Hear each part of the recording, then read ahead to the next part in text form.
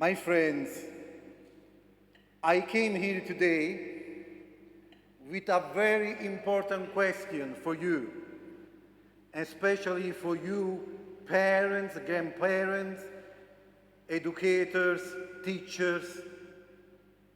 And the question is, what would I say to you if you asked, Father, could you please tell us what kind of a message today's culture is passing on to our children? What are the world's top colleges and the wider realm we call the internet teaching about life? This is a very important question. To this, I would say, there is no God. He is a delusion, an entity that humans have created to bear the burden that is this life. Evolution is a blind process with no goal or purpose.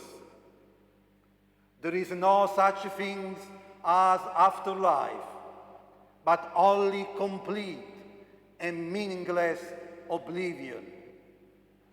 Life has no meaning except for the modest ones we may create to carry on living. Values are only human conventions. There is no one value that can be considered valid for everyone, everywhere. I would say, my friends, that your children are being constantly poisoned with this message of despair. And why I'm sharing all this with you today? Because I want you to consider one of the Beatitudes mentioned in today's Gospel. Happy you who weep now, you shall laugh. Let me rephrase this beatitude. Blessed are those who feel deeply distressed because of this culture of despair. Let me tell you a story to clarify what I'm trying to say today. I was asked to visit a couple a few months ago while I was still in Italy. Their 28-year-old son, who was a promising soccer player, had died of brain cancer. And during our conversation, while we were drinking our coffee, I asked them whether their son had mentioned things like faith, God, or afterlife in his final moments. They replied, I cannot forget this answer. It has been for me a turning point in my life as a priest. No, Father. And now we feel sad that we did not pass on a little of faith to him. It could have benefited him in the closing stages of his life. Our children, our grandchildren have the right to the same hope and optimism that great souls like Francis of Assisi, Martin Luther King, the blessed Pier Giorgio Frassati, Mother Teresa, Joan of Arc received in their time. Truly blessed are those who weep for this culture of profound despair. Let me give you another example. When I hear some parents say, "Oh, I do not speak about faith with my children. They will make their own choices one day." Honestly, I find it hilarious. In fact, I am always tempted to ask, do you wait to provide them food?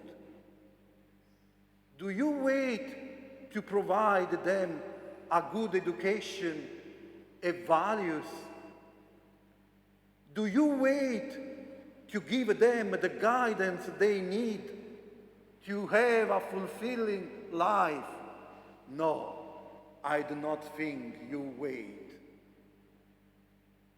A few days ago, it was on the Australian newspaper too, the Italian police discovered the mummified remains of a 70-year-old woman sitting at a table more than 2 years after her death.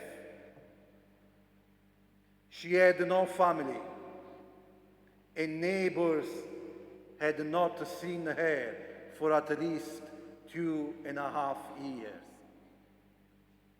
According to this culture of despair, we are just like this woman, alone and abandoned to ourselves.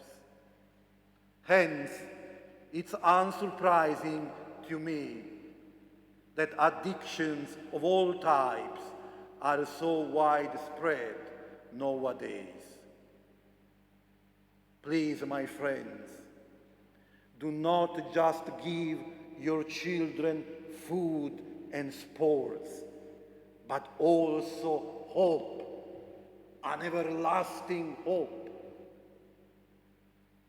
When I visit Rookwood, this huge cemetery, I can hear the voices of children who were taken away from their parents far too soon.